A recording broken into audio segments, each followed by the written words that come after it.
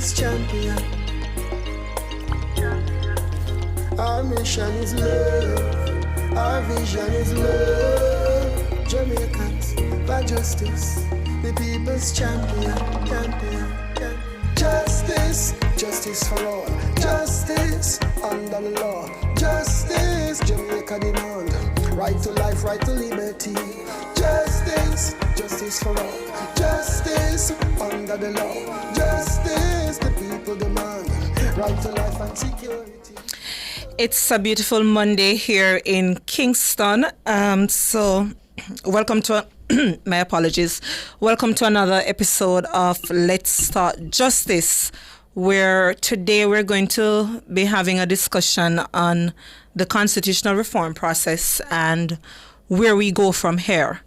So for those who are paying attention to the news cycle, if you recall, post the general election, the Prime Minister, Dr. Andrew Holness, had extended a hand to Leader of Opposition, Mark Golding, to have a bipartisan approach and conversation as to constitutional reform, because you recall that there was a stalemate with the opposition deciding to not sign the Constitutional Reform Committee's report, for example, not attending the Joint Select Committee meetings after a while.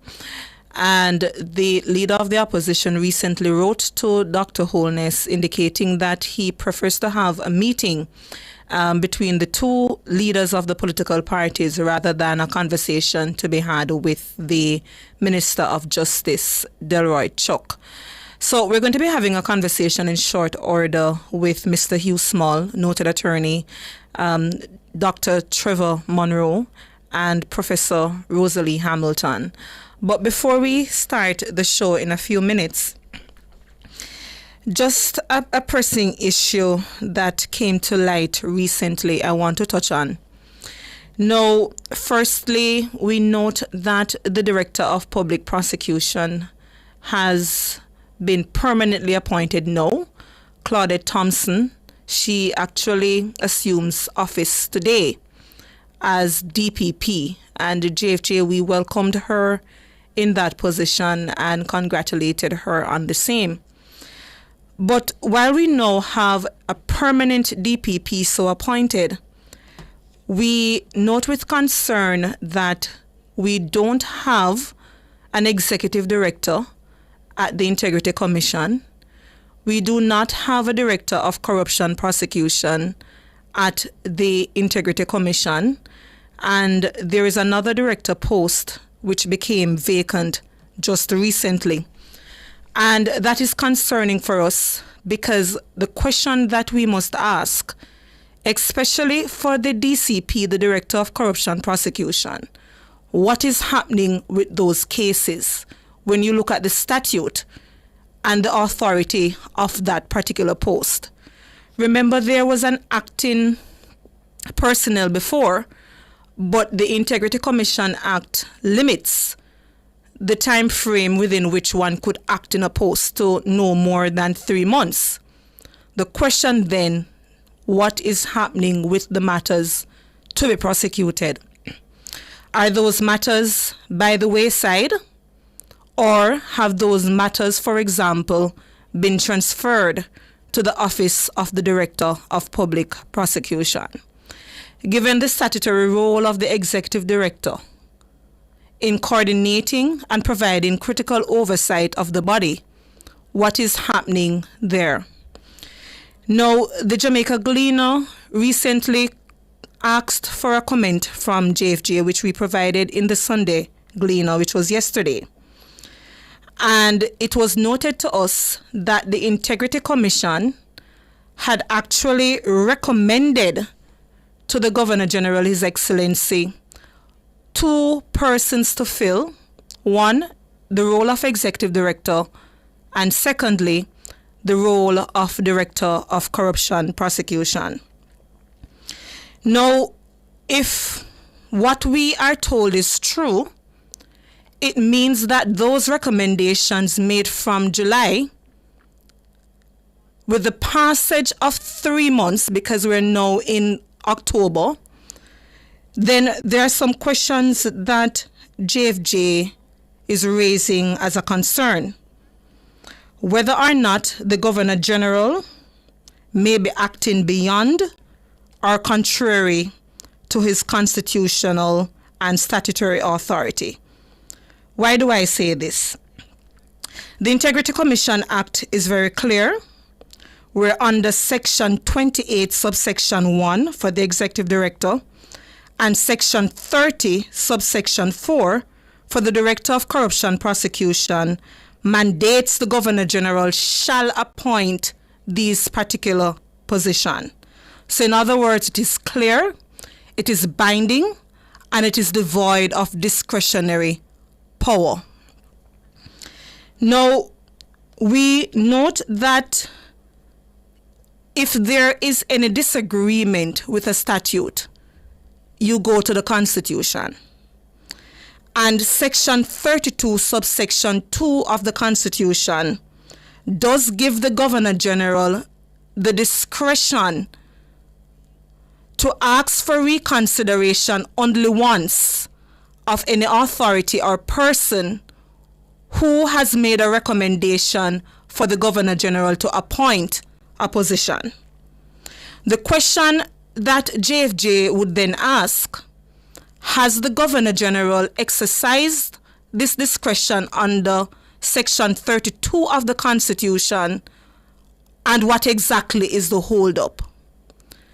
Now, to be very clear, when we look at the power of reconsideration that exists in other jurisdictions, it is there to ensure that processes have been followed, but it is not to undermine or to cause undue delay of any recommendation.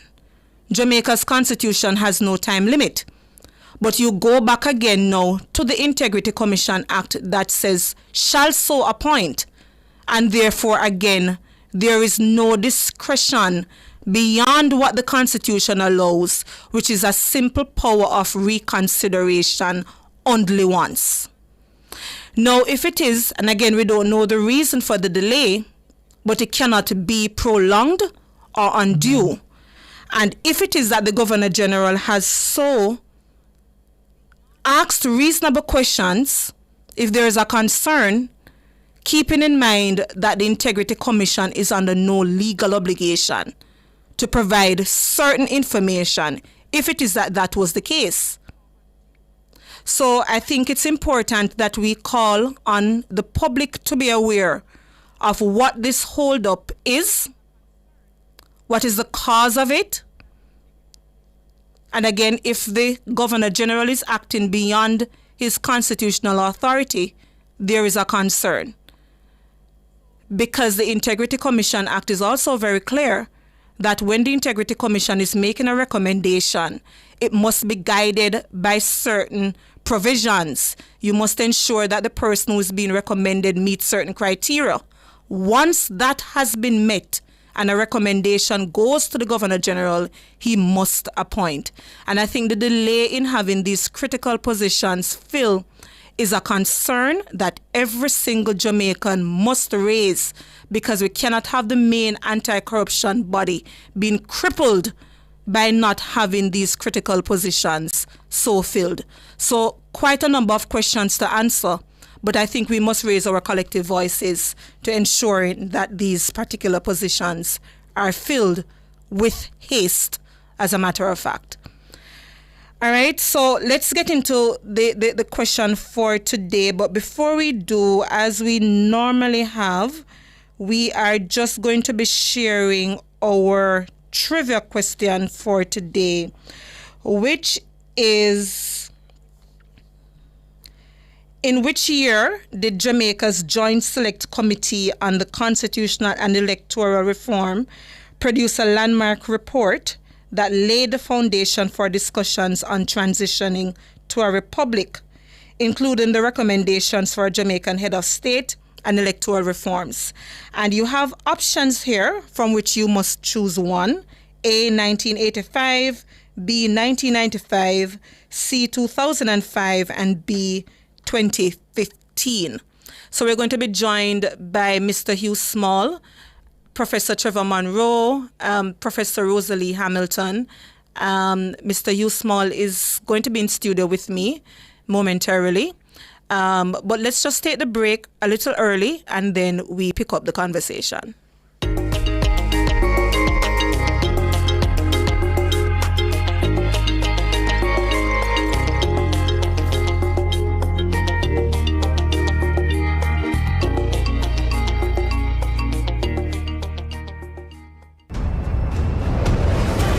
Looking to rent a fully operational production studio? Then Nationwide 90 FM has got you covered. We have flexible options to meet your recording needs any day of the week. Monday to Fridays, 9 a.m. to 8 p.m. Saturdays and Sundays available upon request. Bookings must be made in advance. Call us today at 630-1210. Let us help you reach your production desires. It's Monday. Get over your blues.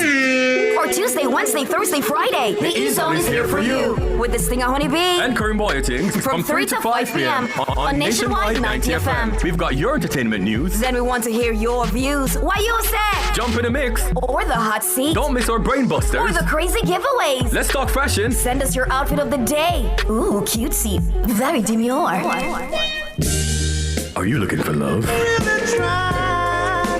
Come on one of our blind dates. Send your request to ezone blinddates@gmail.com. That's ezoneblinddates@gmail.com. And stay tuned for your confessions. These are my confessions. Share them with us at ezoneconfessions@yahoo.com. I mean, is this planet Earth? Is it? I don't know. Let me check. Either way, it's got a buzz. And a bugger thing. Ow! Ow!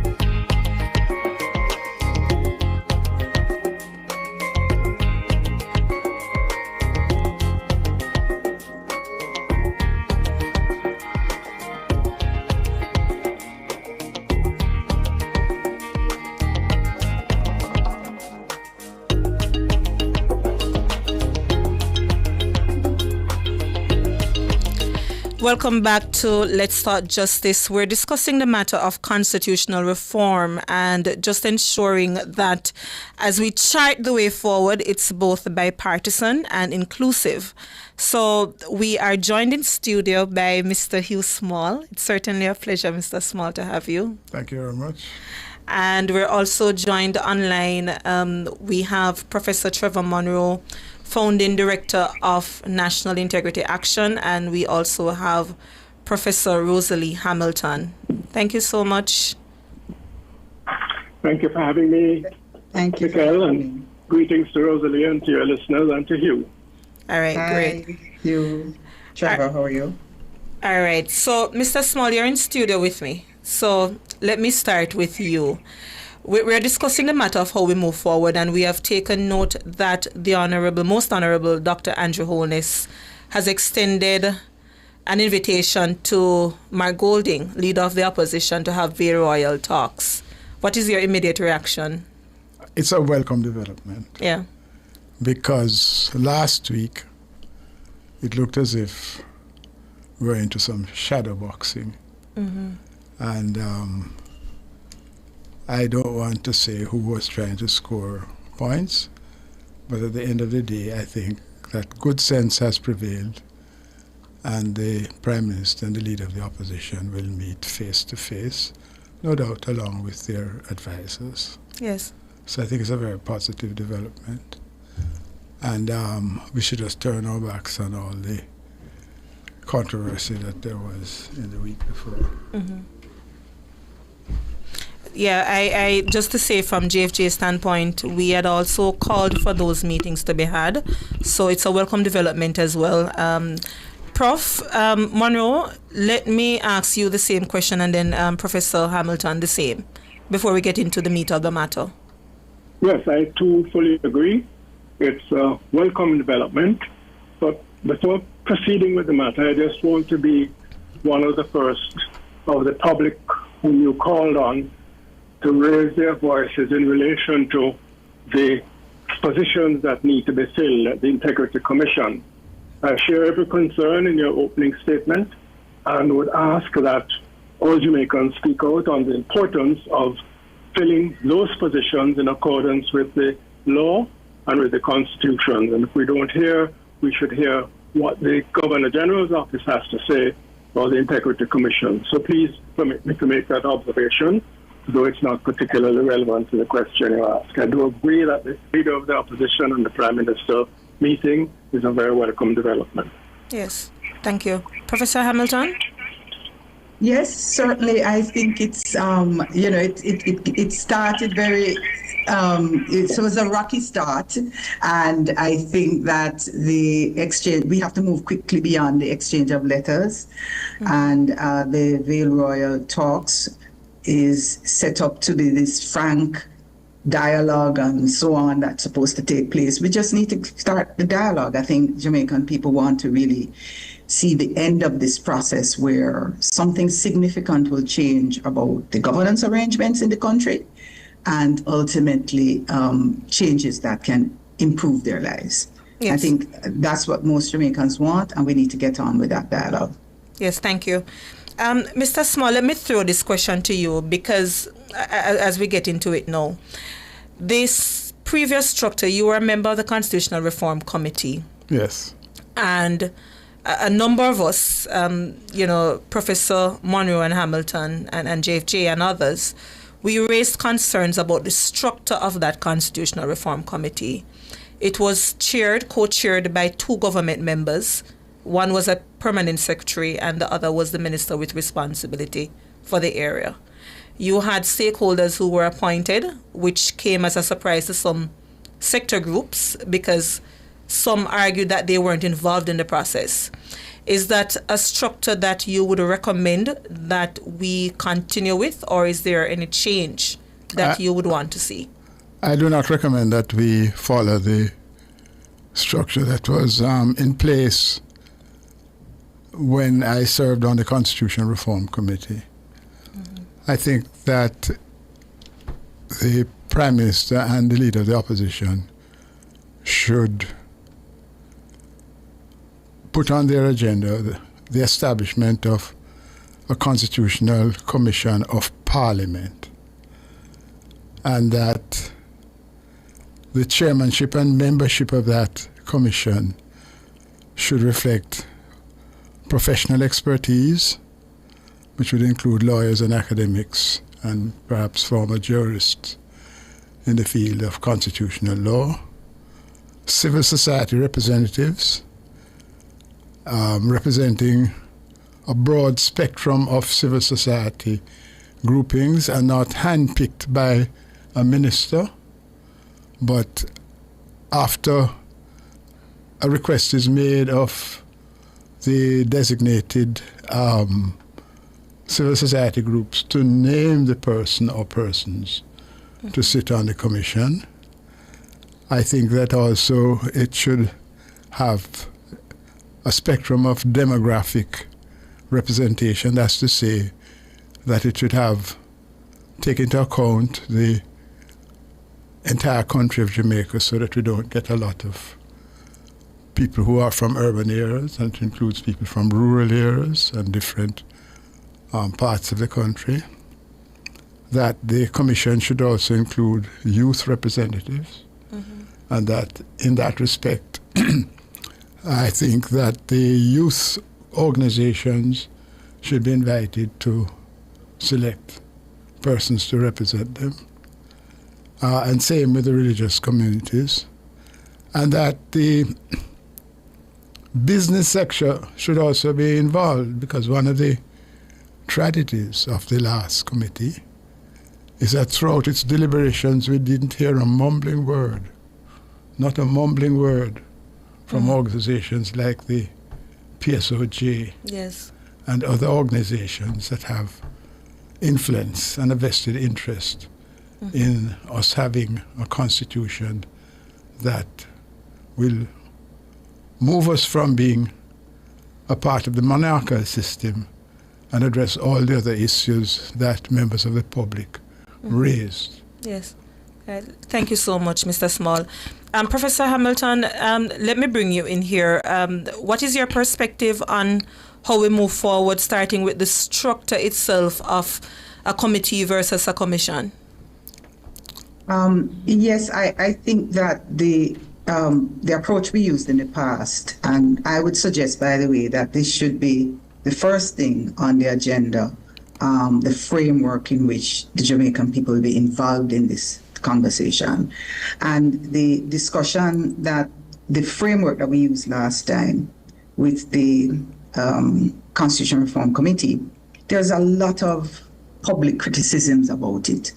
The leadership of the committee, for example, by an executive member, reporting to the cabinet to which the minister was part, is a problem.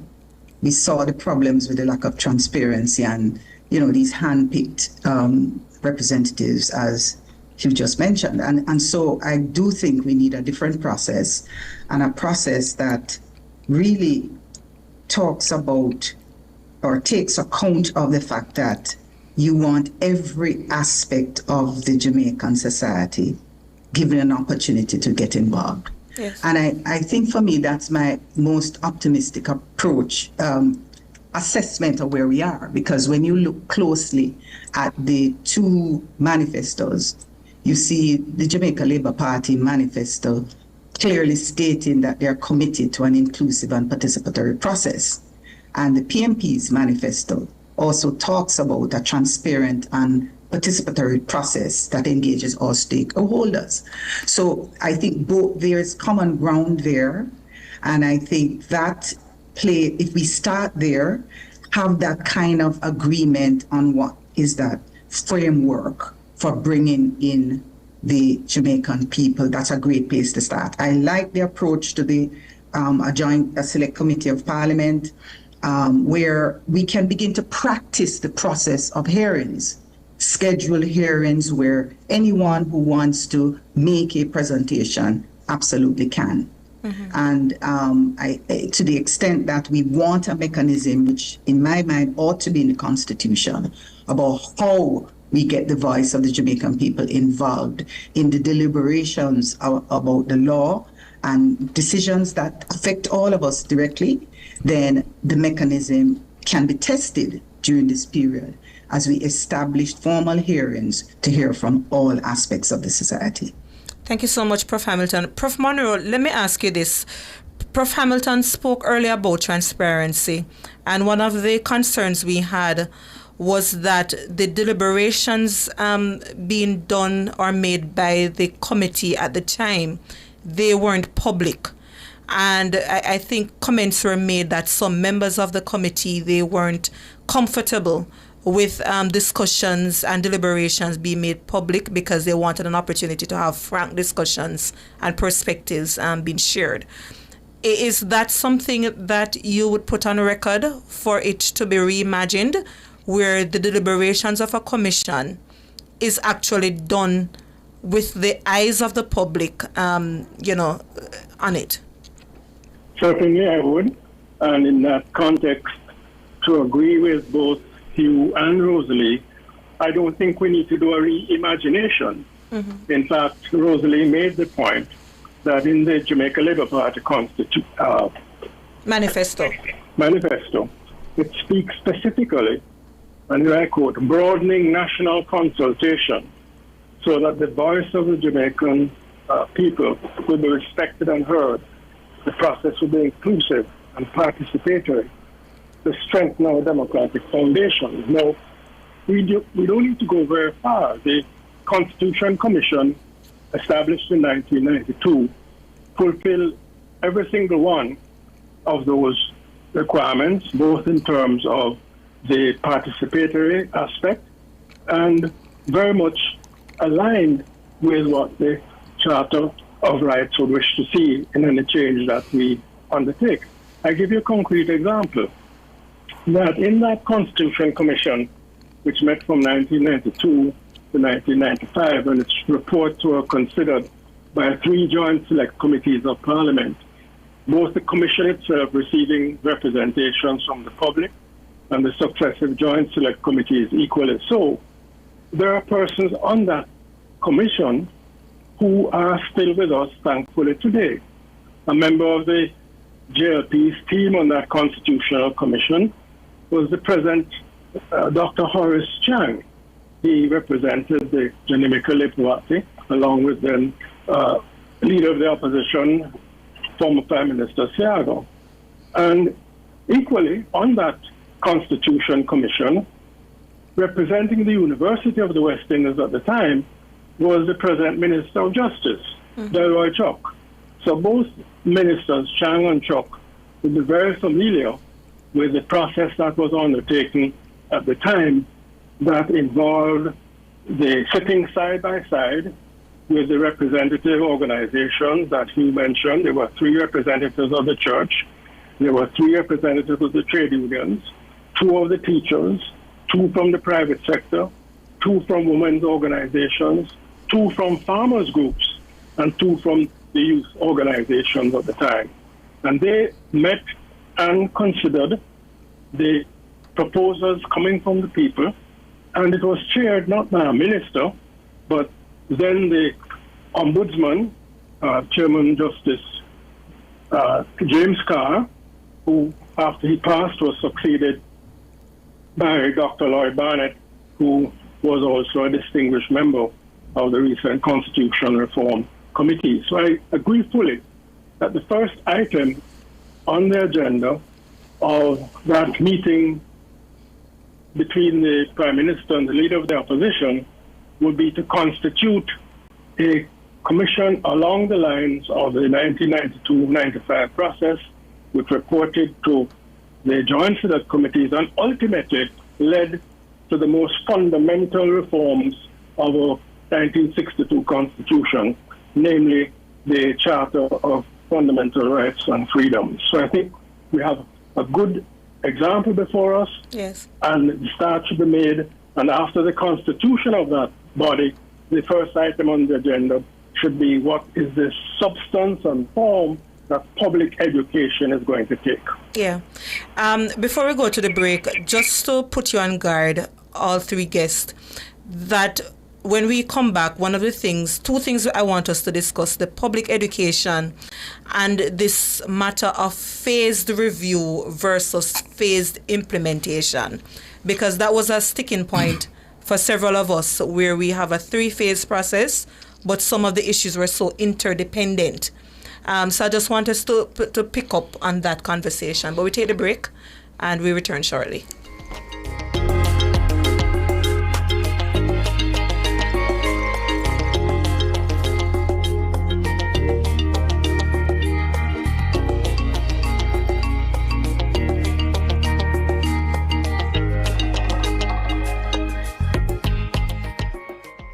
At the Jamaica Customs Agency, we care for our employees, customers, stakeholders, citizens, and our country. Customs cares. The temperature by the Jamaica Customs Agency is 31 degrees Celsius here in Kingston and 30 out west in Montego Bay. Are you ready to turn your sales and marketing skills into high earnings? Nationwide 90 FM is searching for business development executives to help us grow our business and build lasting client relationships. If you have experience across all stages of the sales cycle and possess strong communication, negotiation, and time management skills with a proven sales track record, this opportunity is perfect for you. Join our team and work with the top corporate brands, media agencies, and of course, our on-air personalities. Enjoy networking opportunities, professional growth, and competitive commissions. Ready to take the next step? Send your resume to hr@nationwidenewsnetwork.com today.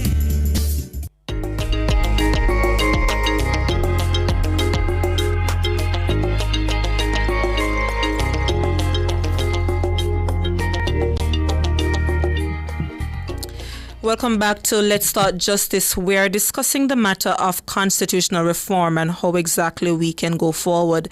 These are some recommendations being made by noted individuals that we have on our show, Mr. Hugh Small, Professor Rosalie Hamilton, and Professor Trevor Monroe. I just wanted us to pick up with a critical conversation, which was a sticking point which was the concept of a phased approach to constitutional reform. And I think at some point there seemed to have been confusion, wherein some of us, we were calling for holistic review, but a phased implementation. Because, well, let me ask Mr. Small, as a member or former member of the previous Constitutional Reform Committee, to perhaps explain what the terms of reference had at that time for a phased process, and whether or not that's something that we should continue with. Well, the terms of reference which were presented to the committee and which the committee looked at and for purpose of going forward agreed that we'd follow it, spoke about a phased approach on the basis that they were dealing in the first instance with those aspects of the Constitution that required a referendum. That Yes. was what was said. But if you look at what we actually did and what most of the time was spent on, it was on recommendations that did not require a referendum.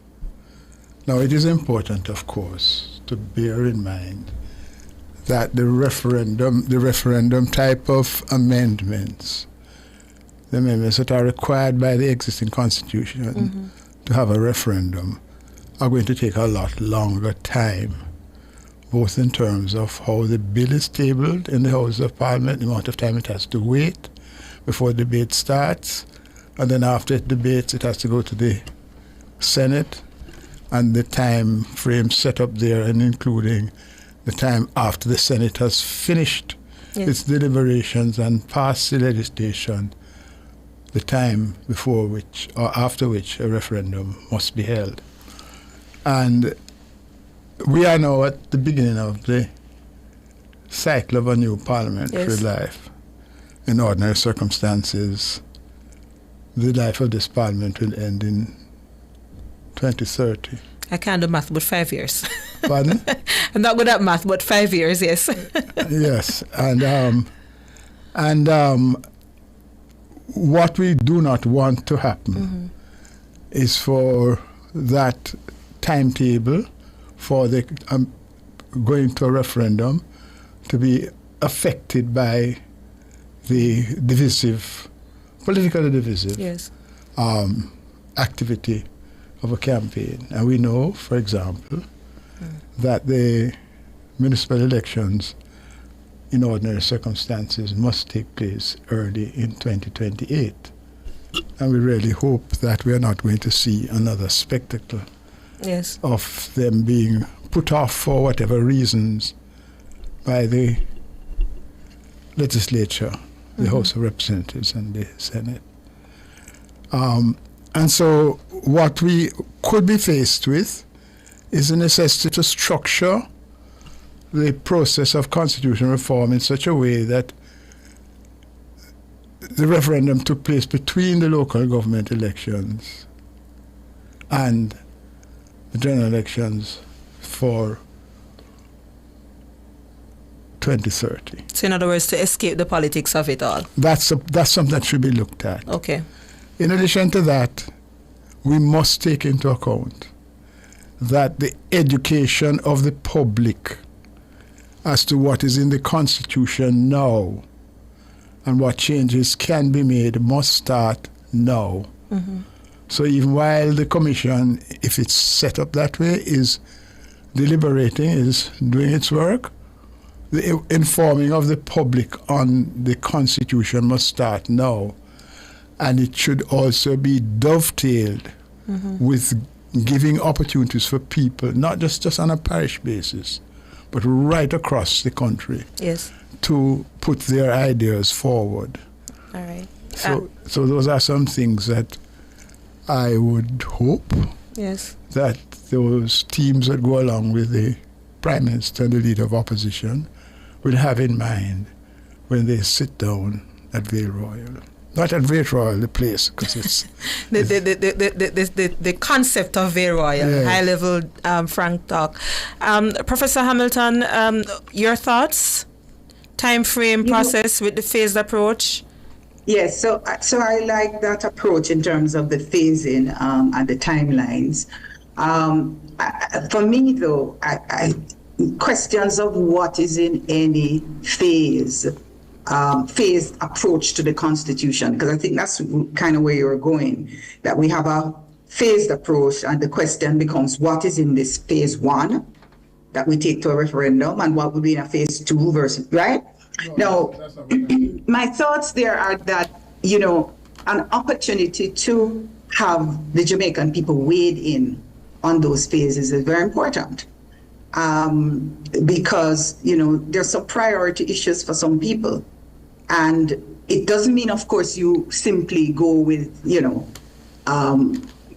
ideas that may be popular but unrealistic within a time frame. Yes. But it ought to be considered. And I want to draw the public's attention to what happened in Trinidad and Tobago when they had their National Advisory Committee on Constitution Reform. They tabled their report last year. And what the report revealed was that they documented the 800 and odd emails that they got and were able to categorize what they thought were pertinent recommendations. And the ones that were not pertinent to the Constitution, they defined and cataloged as collateral issues. But those that were pertinent, they categorized them into broad themes: electoral reform, the structure of government, the fundamental rights, accountability, and so on. And in that way, it's very easy to make some kind of a determination about where most people are leaning with respect to a broad theme and the numbers of persons, and a professional or some kind of a judgment about whether these are urgent issues that we ought to tackle first. Yes. So I don't particularly like a prescriptive approach to the phases where the Jamaican people don't have a say in what those priority areas. If we really want a constitutional reform process that truly reflects the voice of the Jamaican people. Yeah, thank you so much. Prof. Monroe, your thoughts here, especially with the public education pieces? Exactly. Clearly, the public would need to be educated on what Hugh and Rosalie just said as to why all may not be possible at one time. And here again, I don't think we need to reinvent the wheel after the Prime Minister and the leader of the opposition meet and hopefully agree on the constitution of a committee composed in the way that we have agreed.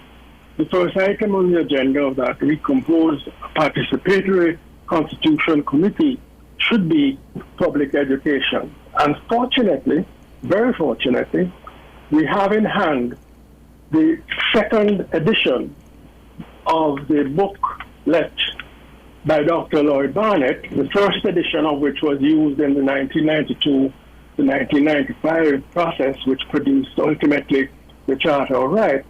Dr. Barnett produced the second edition of this book, The Jamaican Constitution, Basic Facts, Principles and Questions, and that was launched in March of 2024. So that my recommendation to the newly constituted participatory committee would be that Barnett's book should be digitized for utilization on platforms such as Instagram, TikTok, Twitter, Facebook, and in podcasts. It should be used in primary and secondary schools, as well as converted appropriately designed ads on the radio, television, and in the print media. That would give us right away, our public, a sense of what is exactly in the current Constitution and allow for the kind of feedback which occurred in Trinidad, to which Rosalie referred, where the public would say A, B, and C in respect of what needs to be done first, second, and third. But before they can do that, they clearly need to know what is in the current Constitution. And in that regard, I agree with the former co-chair of the Constitutional Reform Committee when she said in her sectoral debate that the public is totally unaware of what exists in our current constitution. We should get rid of that unawareness by the kind of wholesale, modernized public education process which Laurie Barnett's book already exists and lends itself to, and the Ministry of Justice could undertake that activity on the recommendation of the Constitution Reform Commission. Yes, agreed. Okay, so let me take last words from each of our guests. So, Mr. Small, I'll start with you. What would be your last word as we close out on this conversation? That, as happened in the Charter of Rights, this is not a program, this is not an endeavor from which either side of the House is going to claim victory, legacy.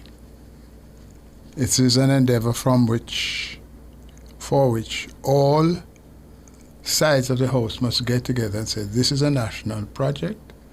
We will approach it as such. We will recognize that we may not agree on every subject, but we are not going to approach it on the basis that we are the party that were prepared to spend our political capital on having constitutional reform. And that phrase was used during deliberations that took place in the last 3 years. All right, instructive.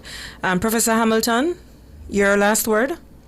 Yes, I think that the leaders must move quickly now to the dialogue and to move away from what appears to many as a kind of political leader-centric approach to the constitutional reform discussions. And if they prioritize the participatory, inclusive process that they both committed to in the manifestos, then I think it begins to feel like a people-centric approach where the priority issue is how we engage the Jamaican public.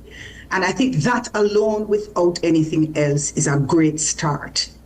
And Jamaicans can come together around that issue because many Jamaicans want to have a say. These are important and weighty issues that affect their lives directly. And once they see that this process gives them a voice, gives them a credible mechanism through which their voice would be assessed and weighed and evaluated, then I think we can be off to a great start. Thank you so much. Professor Monroe? The current bill before the Parliament, if it doesn't fall off the table automatically, ought not to be considered in the restart of what will be a new process. And in that process, I would ask that both the members of the Commission, as well as the Leader of the Opposition and the Prime Minister, re-examine the Code of Public Consultation in 2005, which defines what consultation means, an exchange of ideas and information between the affected parties, interested people, and decision makers before decisions are made underlined. And in that context, I would think that we need at least 1 year of public education, as was proposed by a number of civil society groups in responding to the previous Constitution Reform Committee in our submissions in 2023. Thank you so much. That's where we have to leave it. Mr. Hugh Small, Professor Rosalie Hamilton, and Professor Trevor Monroe. Greatly appreciate you sharing your voices on this important matter. We take the break. Thank you for having us. Thank you.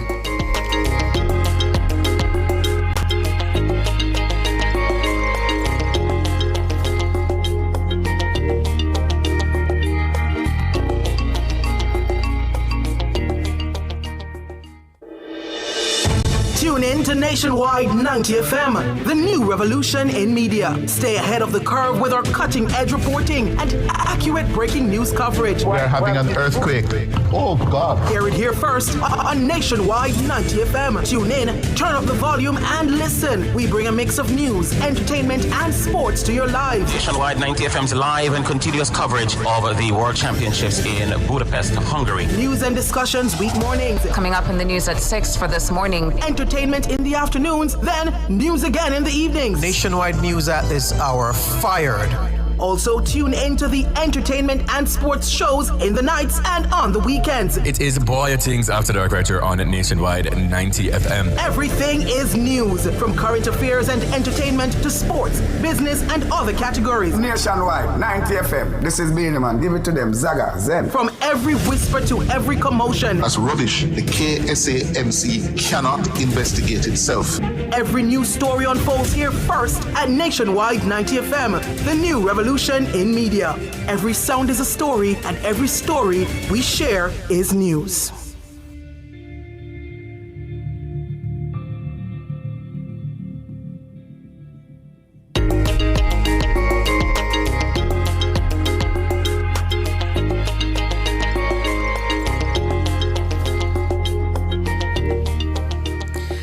All right, welcome back to Let's Start Justice. I hope you found that conversation that was just had to be informative.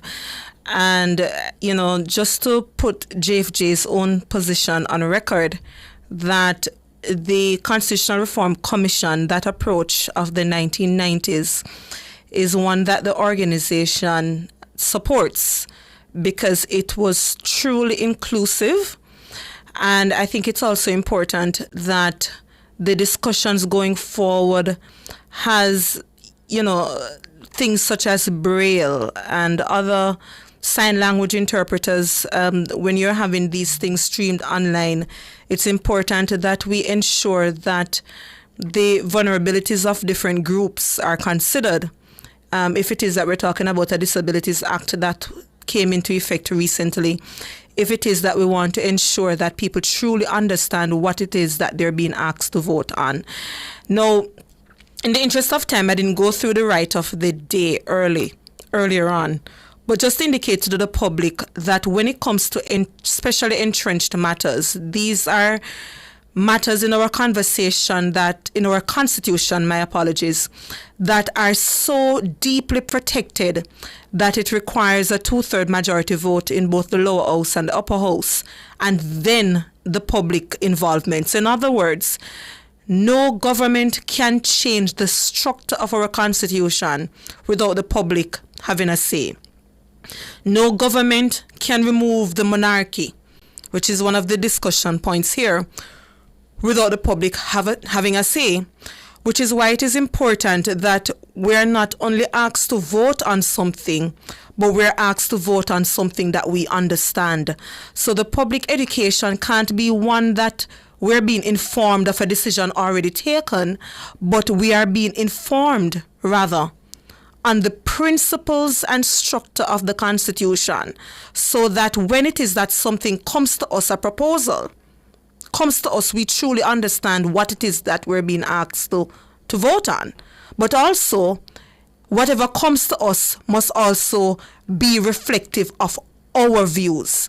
And that is something, again, we have to demand, that 1 year of public education is so important, because the Constitution, it dictates and outlines the power and authority of our government. It speaks to our fundamental rights and freedoms that we must zealously safeguard at all times, right? So just wanted to put that in perspective for our listeners. Now, the other thing I want us to center our attention on. Last week, the Independent Commission of Investigations, INDECOM, tabled a report in Parliament, which is a special report on planned police operations. And let me first say that Jamaicans for Justice, we welcome that report. And I think there are some important aspects in that report I want to use the next few minutes to go through. And I'm going to be reading from my phone at some point. So if you see my head downwards, you know that I'm looking at the cell phone. Now, the report is comprehensive, but there are some alarming findings from it. And I think it's important that the police commissioner, Dr. Kevin Blake, embraces what is in that report, because it speaks to a sharp rise in planned operations related fatalities, which is driven largely by an established unit that is called Area Fugitive Apprehension Teams. So let me go through some of the key things in this report and some of the things you perhaps heard us talking about previously. The report reveals a 591% surge in planned operations-related deaths from 2021, where we had 11 deaths, to 2024, where we had 76. So you're moving from 11 to 76. And then in 2025, for a 7-month period referenced in the report, you had 97 fatalities. And I think that is something for us to take note of. Now, the AFAT, which is the Area Fugitive Apprehension Team, it was designed to target fugitives and illegal firearms.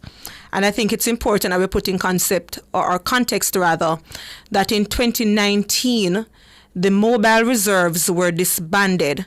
And then a few years after, apparently this particular apprehension team was established. Now, based on the data in this report, this particular team has been identified as a primary driver of the police fatalities coming out of this planned operation, contributing to nearly half of the fatalities that we have seen so far in 2025. And again, this is a stark reversal of the progress that we made, where the planned operations deaths reached a low of 10 following the disbandment of the mobile reserve. Now, what is also troubling in this report is where INDECOM takes note of the promotion of AFAT commanders with histories of 64 prior fatal shootings. And I quote directly from the report here. It is equally pertinent to note that 3 senior officers within the AFAT structure have between them 64 police-involved fatal shooting incidents prior to their elevation to senior command rank. Of these, 18 were identified as suspicious. Why am I making mention of that? In 2019, there was a matter that Jamaican Sir Justice led on, which went all the way to the Privy Council, where the Judicial Committee of the Privy Council established a precedent that requires the Police Service Commission to conduct proper investigations into police misconduct before promoting officers. There are 3 matters that JFJ is also monitoring very closely, wherein an officer is named in these 3 police fatal shootings, and they're months apart. And to our knowledge, once you are involved in a fatal shooting, you will be removed from frontline duties pending an investigation. So that is also concerning. There are some other things raised in INDECOM's report that JFJ we have also flagged based on the cases that we represent on behalf of families. For example, allegations being made by family members wherein the girlfriend or the spouse of someone is removed from the room and then a few minutes after a gunshot is heard. Allegations being made by civilians in a few cases to JFJ, wherein you have incorrect addresses on search warrants. In INDECOM special report, they noted that some of the warrants, it had legislation being referenced that no longer exist. These are things that we must be minded of, and it's important that our justice of the peace ensure that these warrants are correct before they sign off on it. Now, another thing that INDECOM raised is the allegation of planted firearms in some of these incidents. And it's important that we take note that we agree with INDECOM that not all of the witnesses will be telling the truth, but the absence of the body cameras to verify or refute these claims is a critical gap, which again reiterates the importance of the body cameras in these particular operations. Now, there are many other things in the report, but time is upon us.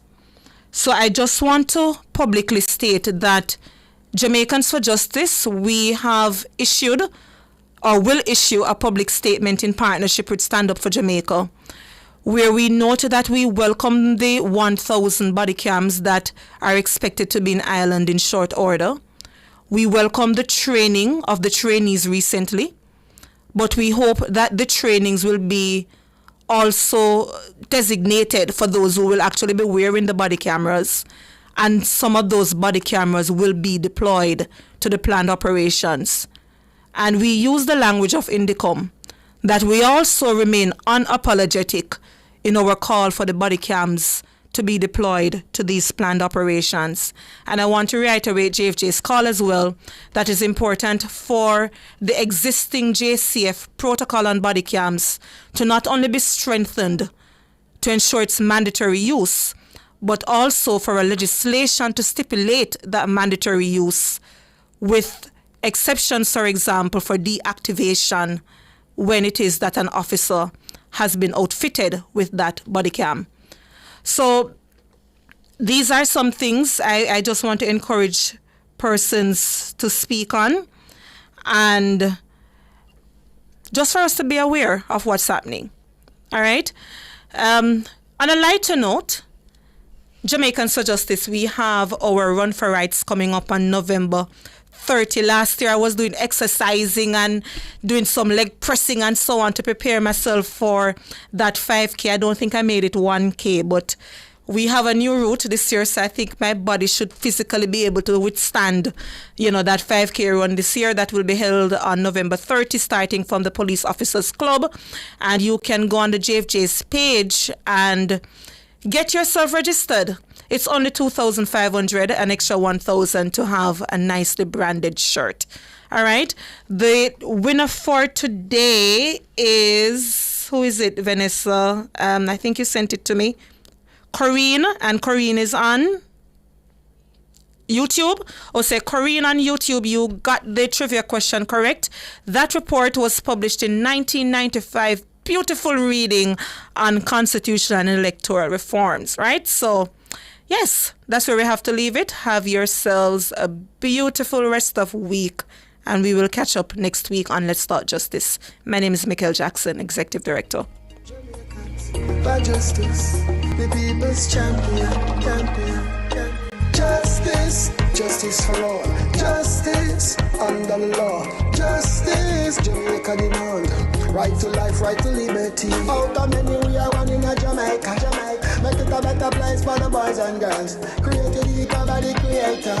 For equal rights and opportunities. No to unlawful detention and police brutalization. Class, gender, race or religion. We not tolerate discrimination. To join the fight against injustice, contact us at 755-4524 or Jamaicans4Justice.org. The people's champion. The NHT is lending up to $12 million for homes priced at $14 million or less, making home ownership more accessible for Jamaicans. We are building Jamaica. The time by the Office of the Prime Minister is 2:00. It's Monday.